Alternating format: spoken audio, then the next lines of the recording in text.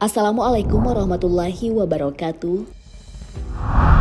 Sahabat beriman, masih ingat rumah sakit Indonesia yang dibombardir Zionis Israel? Anehnya, tak lama setelah serangan itu dilancarkan ke area rumah sakit Zionis Israel, justru menjadikan fasilitas kesehatan tersebut sebagai markas mereka. Alhasil, pasukan Hamas yang geram berbalik ingin menggempur tentara Zionis yang bersembunyi di rumah sakit. Menariknya, sebelum melancarkan serangan, Hamas dikabarkan meminta izin kepada masyarakat Indonesia untuk menyerang area rumah sakit. Lantas, bagaimana kondisi rumah sakit Indonesia saat ini? Selengkapnya, tonton terus video ini hingga akhir agar tidak sesat. Selain menjadi duka bagi warga Palestina, invasi Zionis Israel ke jalur Gaza juga merupakan duka bagi Muslim di seluruh dunia. Lebih dari 3 bulan lamanya, tentara Zionis tak berhenti melancarkan serangan yang membuat bencana bagi jutaan warga Palestina. Jika ditotal-total selama konflik di jalur Gaza berlangsung, jumlah korban yang tewas akibat kebrutalan penjajah Israel tak kurang dari 25.000 jiwa. Belum lagi, lebih dari 50.000 warga Palestina mengalami luka-luka. Ribuan yang tertimbun reruntuhan bangunan, jutaan orang kehilangan tempat tinggal, dan yang paling parah, Zionis Israel sengaja menghancurkan fasilitas kesehatan agar para korban tak mendapatkan perawatan yang layak. Menurut laporan yang dikeluarkan oleh Hamas pertanggal 22 Januari 2024 atau 108 hari Israel melakukan genosida kepada warga Palestina. Setidaknya sekitar 150 pusat kesehatan masyarakat dan 30 rumah sakit yang tersebar di beberapa daerah jalur Gaza sudah tak layak untuk digunakan. Tentu saja, kebrutalan tentara Zionis menghancurkan fasilitas kesehatan bukanlah perbuatan yang bisa dimaafkan miliaran penduduk Muslim di dunia.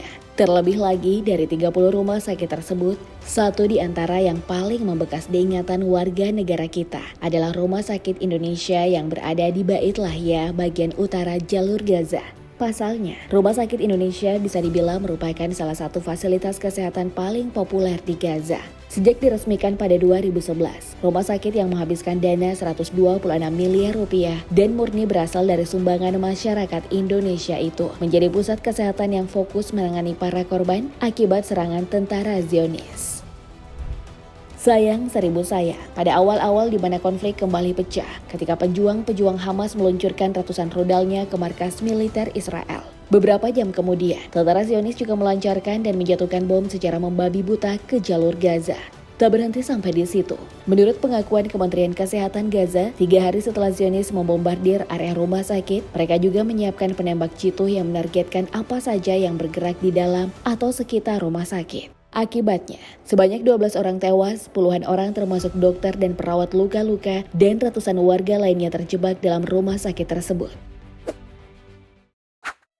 Sejak operasi Badai Al-Aqsa 7 Oktober 2023, boleh dikata, serangan yang menghantam area sekitar rumah sakit adalah serangan yang paling berdampak dari sekian banyak serangan yang diluncurkan tentara Zionis. Berdasarkan laporan CNBC, hal itu bisa terjadi lantaran tentara Zionis mengaku ditembak lebih dulu dari arah rumah sakit sehingga mereka mengklaim bahwa Rumah Sakit Indonesia merupakan salah satu tempat persembunyian pasukan Hamas. Yang tak masuk akalnya, serangan Zionis yang berdalih bahwa mereka ditembak lebih dulu atau rumah sakit dijadikan markas oleh pasukan Hamas ternyata bukan hanya ditunjukkan ke Rumah Sakit Indonesia, namun sudah sering digunakan untuk membenarkan serangan mereka ke fasilitas-fasilitas kesehatan. Cek per cek, seorang peneliti di Dewan Urusan Global Timur Tengah bernama Omar Rahman menyebutkan bahwa menyerang rumah sakit adalah strategi Zionis Israel yang memang sengaja mereka lakukan untuk membuat warga Palestina merasa ketakutan.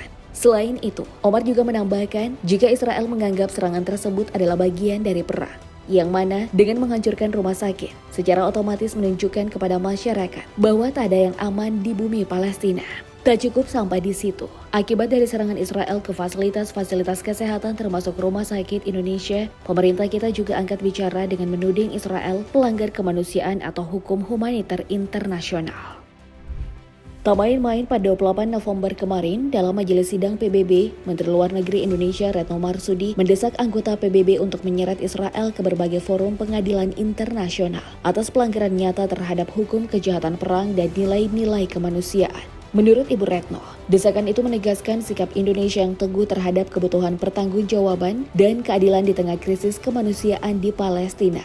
Komitmen negara ini tak hanya retorika belaka, karena Indonesia secara aktif mendukung inisiatif internasional, termasuk kemungkinan tindakan hukum di Mahkamah Internasional. Sayangnya, sejak sang menteri mendesak PBB untuk menyeret Israel ke pengadilan internasional, organisasi dunia satu itu sedikit pun tak memberi sanksi kepada Zionis Israel. Yang lebih disayangkannya lagi, setelah Zionis menyerang rumah sakit Indonesia dengan dalih menjadi markas pasukan Hamas. Sekarang ini, para tentara penjajah yang justru dikabarkan menggunakan rumah sakit tersebut sebagai tameng dan tempat untuk bersembunyi. Kabar jika tentara Zionis menggunakan rumah sakit Indonesia sebagai markas ramai diberitakan oleh media pasca mereka mengeluarkan perintah untuk mengosongkan rumah sakit yang dibangun dari hasil sumbangan masyarakat kita. Akan tetapi, tak lama setelah tentara Zionis mengambil alih rumah sakit tersebut, pasukan Hamas ternyata tak terima dan berencana untuk menyerang serta mengusir para penjajah itu dari wilayah Gaza. Yang menarik, sebelum Hamas melancarkan serangannya, siapa sangka jika pejuang Palestina satu itu terlebih dahulu meminta izin kepada pihak rumah sakit. Dikutip dari laman CNN, Ketua Presidium Mercy bernama Sarbini Abdul Murad mengaku bahwa Hamas meminta izin untuk menggempur pasukan penjajah yang sudah menguasai rumah sakit Indonesia. Berdasarkan pengakuannya di hadapan kedutaan Amerika yang ada di Jakarta, Sarbini mengatakan ketika rumah sakit Indonesia diduduki oleh Israel dengan harapan Hamas tidak bisa menghantam mereka. Akhirnya Hamas meminta izin untuk membombardir rumah sakit.